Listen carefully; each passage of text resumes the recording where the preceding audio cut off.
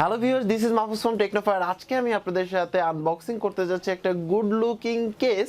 যারা আসলে আপনার পিসি বিল্ড করতে যাচ্ছেন নিজে নিজে, বা আপনি যদি পিসি বিল্ডের চিন্তা ভাবনা করে থাকেন, বা আপনি দেখা গেছে ইউটিউবার হয়ে থাকেন, তাহলে এই কেসটা হয়তো বা বাজেটের মধ্যে আপনার জন্য, বিকজ অফ হচ্ছে মাত্র 2500 টাকার, যখন আমি ভিডিওটি পাবলিশ করছি মাত্র 2500 টাকার মধ্যে আপনি পাচ্ছেন হচ্ছে 8GB কেস, তাও আবার সাইড প্যানেলের মধ্যে আপনার হচ্ছে ট্রান্সপারেন্ট। তো এটা হচ্ছে অ্যান্টিকের NX200 এবং এর মধ্যে কিন্তু আপনার 1 বছরের ওয়ারেন্টি পাচ্ছেন। যদিও আসলে কেসের ক্ষেত্রে ওয়ারেন্টি অত বেশি কোনো প্রয়োজন নাই, যেটা আমার পার্সোনালি মনে হয়।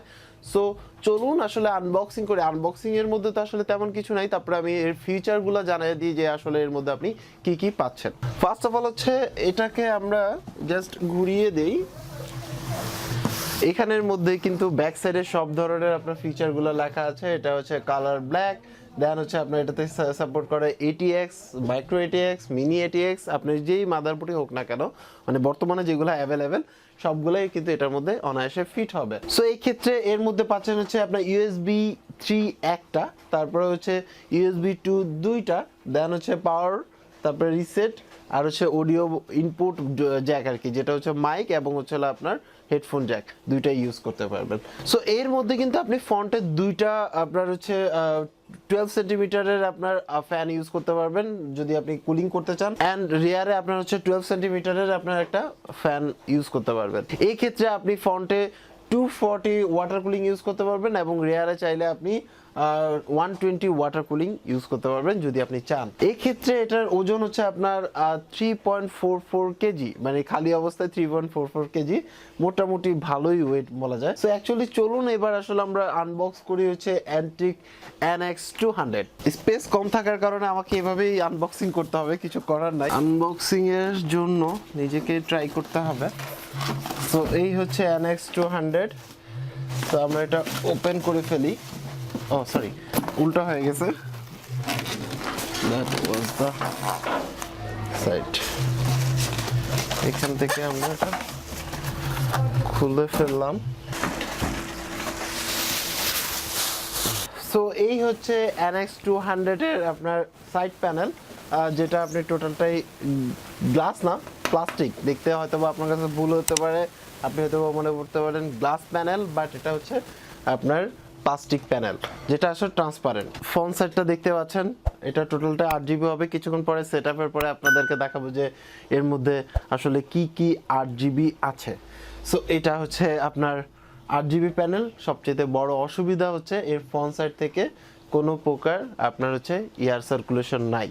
সো এটা একটা ব্যাপার আছে, কিন্তু আপনি এর নিচে কিন্তু এয়ার সার্কুলেশন পাবেন, মানে আপনার হচ্ছে এয়ার ভেন্টিলেশন পাবেন, যেটার মাধ্যমে আপনার হচ্ছে এয়ার নিতেও পারবেন, বের করেও দিতে পারবেন। সো এটা একটা অসুবিধা। দেন হচ্ছে এছাড়া এর মধ্যে এখানে আছে হচ্ছে LED কন্ট্রোলার। আপনি এর মাধ্যমে LED কন্ট্রোল করতে পারবেন। এই যে সামনের যে প্যানেলটা আছে, সেই প্যানেলের মধ্যে আপনার যদি মাদারবোর্ডে আপনার কন্ট্রোলার না থেকে থাকে, আপনার 8GB কন্ট্রোলার, তাহলে এইখানের মাধ্যমে এটা কন্ট্রোল করতে পারবেন। আপনি কালার চেঞ্জ করা, তারপরে হচ্ছে র্যান্ডম কালার সিলেক্ট করা এবং আদার্স কাজগুলো এটার মাধ্যমে করতে পারবেন। এটা হচ্ছে পাওয়ার বাটন, HDD, মানে আপনার যে হার্ড ডিস্কের লাইন পাওয়ার পরে যে রেড এবং ব্লু যে কালারটা সিগন্যাল করে ইউজুয়ালি, সেই দুইটা। তারপরে হচ্ছে এটা হচ্ছে একটা আপনার USB 2.0, তারপরে এটাও USB 2.0, আর এটা হচ্ছে USB 3। সো এখানে USB 3 পাচ্ছেন। দেন এই স্লটটার মধ্যে আসলে কিছু নাই, আপনি যদি চান তাহলে মেমোরি স্লট লাগাতে পারেন, যদি চান আপনি, তাহলে এর ক্ষেত্রে আমার মনে হয় না প্রয়োজন আছে। Mic in, headphone out, mic in এবং এটা হচ্ছে হেডফোন আউট। এবং মজার কথা হচ্ছে যে এর মধ্যে যেটা আপনি স্পেশাল একটা জিনিস পাবেন, সেটা হচ্ছে যে এটাতে কিন্তু আপনি অনায়াসে ডাস্ট ক্লিন করতে পারবেন। একদম ম্যাগনেটিক, আপনি এখানে সুন্দর করে লাগায় রাখতে পারবেন এবং চাইলে আপনি ডাস্ট ক্লিন করতে পারবেন। আর রিয়ার সাইডে এয়ার কুলিংয়ের জন্য কিন্তু একটা ফ্যান আপনার প্রি ইনস্টল আছে। এছাড়া আপনার এখানের মধ্যে আপনি যে পাওয়ার সাপ্লাই আছে, সেই পাওয়ার সাপ্লাই আপনি অ্যাড করতে পারবেন। তো চলুন আসলে এর ভিতরে কি কি আছে। সো এর ভিতরে যেটা আছে সেটা হচ্ছে আমাদের কষ্ট করে এটা খুলে ফেলতে হবে।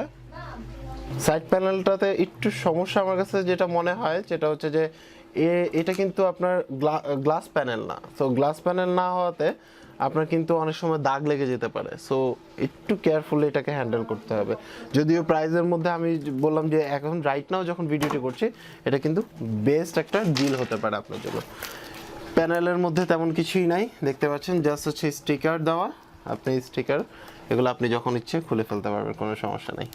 সো এই হচ্ছে এর লুক যেটা আপনি দেখতে পাচ্ছেন, এবং এটা কিন্তু কাভার্ড হওয়ার কারণে আপনার যে পিসিও আছে বা আপনার যে পাওয়ার সাপ্লাই আছে সেই পাওয়ার সাপ্লাই ইউনিটটা কিন্তু অনায়াসে নিচের মধ্যে চলে যাবে কোনো প্রকার প্রবলেম ছাড়া। এবং এর মধ্যে কিন্তু ইউএসবি 3 যে পোর্টটা সেটা এখানে আছে, তারপরে হচ্ছে রিসেট বাটন, তারপরে হচ্ছে আপনার আলাদা যে ইউএসবি আছে, নর্মাল যে ইউএসবি গুলো ইউজ করি।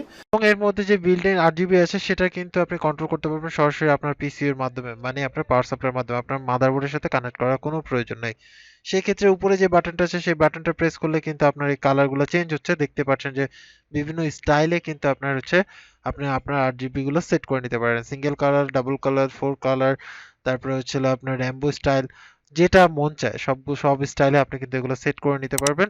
সেটা আপনার পছন্দের উপর ডিপেন্ড করে। তো এখন কথা হচ্ছে যে এটার প্রাইস যদি চিন্তা করেন, রাইট নাও আমি যখন ভিডিওটি পাবলিশ করছি তখন এটার প্রাইস হচ্ছে 2500 টাকা।